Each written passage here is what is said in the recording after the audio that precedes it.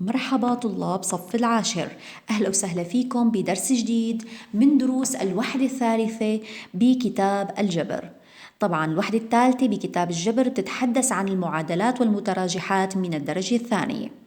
قبل كل شيء نحن خلينا نتعرف ما معنى كلمة درجة مشان نعرف شو هي الدرجة الثانية. الدرجة هي أكبر أس للمجهول ضمن العبارة الجبرية، يعني إذا كان في عندي عبارة جبرية فيها مجاهيل ومعاليم فأنا بشوف وين المجهول فيها، شو أكبر أس للمجهول. مثلا ناخد مثال، نفرض فرضا أنا عندي عبارة جبرية بهذا الشكل: 3x أس 4 زائد 3x أس 3 ناقص 2x زائد 1 لنفرض فرضا. هي عبارة جبرية، أنا بشوف وين المجهول فيها. طبعا المجهول هو هون وهون وهون.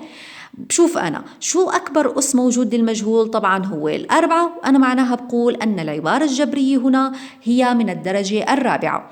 طبعا أنا إذا كان عندي تابع ولنفرض فرضا بهذا الشكل: اف الاكس يساوي 3x تربيع زائد 5x زائد 6 مثلا.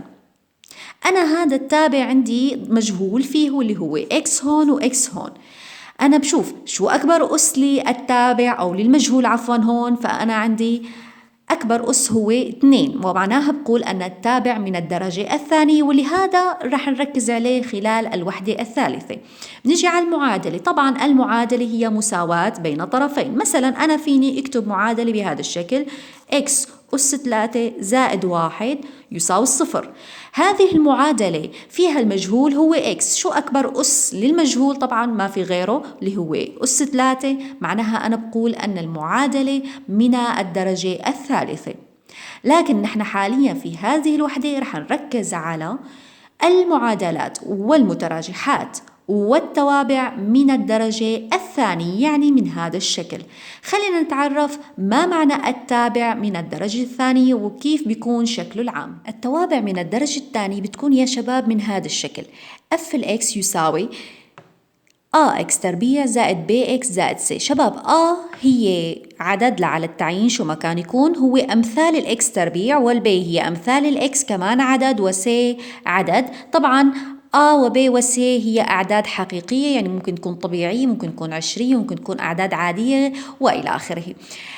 أهم فكرة ضمن التابع من الدرجة الثانية أنه أمثال الإكس تربيع اللي هو ما يساوي الصفر يا شباب، لأنه إذا صفرت رح يصفر هذا الحد كله، يعني الإكس تربيع رح تروح، يعني هذا الحد رح يروح. بما أنه هاد راح معناها أنا ضل عندي بي إكس زائد سي، معناه ما عاد بقى هالتابع هو تابع من الدرجة الثانية، صار تابع من الدرجة الأولى، وهذا هو موضوعنا. إذا أهم شرط أنه ما بيساوي الصفر. ناخد مثال: اف الاكس يساوي 2 اكس تربيع زائد 6 اكس ناقص 1 على 2. شباب هذه هي أمثال الاكس تربيع، زائد 6 هي البي، ناقص نص هي السي. نيجي لهون على المثال الثاني، أنا عندي هالتابع 3 إكس تربيع زائد 1 على 4. شباب أنا عندي أمثال الإكس تربيع سميناها الواحد على 4 اللي ما فيها أبدا إكس، طبعا نحن سميناها سي. هون بتقولوا لي طيب وين البي؟ بما أنه ما في بي فإذا هون البي صفر، يعني أمثال الإكس هون صفر، ما في بي. طيب نجي للمثال الثاني: اف الاكس يساوي 5 اكس تربيع زائد اكس. طبعا هون أمثال الإكس تربيع سميناها أمثال الإكس اللي هو هون 1 سميناه ب. وبما أنهم ما في عدد معناها أنا سي مانا أبدا معي إياها، معناها هي صفر، إذا هون السي هي صفر. طبعا هاي الحركات انتو آخرين سهلة. هلا حاليا خلينا نتعلم كيفية حل المعادلات من الدرجة الثانية. طبعا المعادلات من الدرجة الثانية تكون من الشكل اكس تربيع زائد بي اكس زائد سي بيساوي الصفر. شباب طبعا هون أنا طريقة حلها تكون عن طريق المميز أو المميز. شوفوا يا شباب، المميز أو فينا نحن نسميه دلتا. يا شباب الدلتا برمزوله بهذا الرمز، طبعا هو عبارة عن قانون مثله مثل أي القوانين اللي هو ب تربيع ناقص 4 سي. شباب ب تربيع ناقص 4 سي، ب تربيع هي أمثال الإكس، وسي هي وهذه بهذا الشكل. طبعا دلتا بما أني رح أعوض ضمن أرقام اللي هي ب وسي رح يطلع معي رقم، فبما أنه رح يطلع معي رقم، فممكن هذا الرقم يكون أكبر من الصفر، وممكن يكون بيساوي الصفر، وممكن يكون أصغر من الصفر.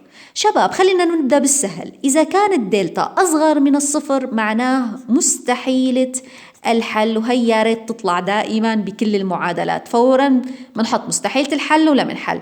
طبعا يا شباب هي مستحيلة الحل ضمن مجموعة الأعداد الحقيقية. بكرة بالبكالوريا بتاخدوا أنها من الممكن أن تحل وين؟ ضمن مجموعة أعداد جديدة رح ناخدها إن شاء الله بالصف القادم.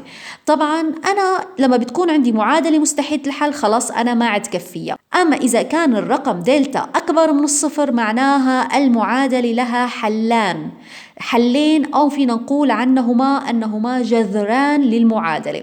الحل الأول بيكون بهذا الشكل: x1 اللي هو ناقص b، يعني أنا بحط ناقص بعوض بأمثال الإكس، زائد جذر الدلتا. شو بعمل إذا بالدلتا؟ بالرقم دلتا بجذره وبحطه هون على 2 طبعا هلا بناخد مثال x تربيع يساوي ناقص b زائد ناقص جذر الدلتا على 2 إذا هون عندي جذرين نفس بعض تماما، بس مرة زائد دلتا مرة ناقص دلتا. أما بالنسبة إذا كانت الدلتا بتساوي الصفر فمنقول لدينا جذر مضاعف. كيف يعني مضاعف؟ يعني حلان متساويان. كيف بنوجد لها الحلان المتساويان؟ بهذا الشكل على طريق القانون: ناقص ب على 2 شباب إذا ما نكون حافظين هاي القوانين من المستحيل أن تحلوا معادلة من الدرجة الثانية. خلينا ناخد مثال عن المعادلة من الدرجة الثانية لا مستحيلة الحل.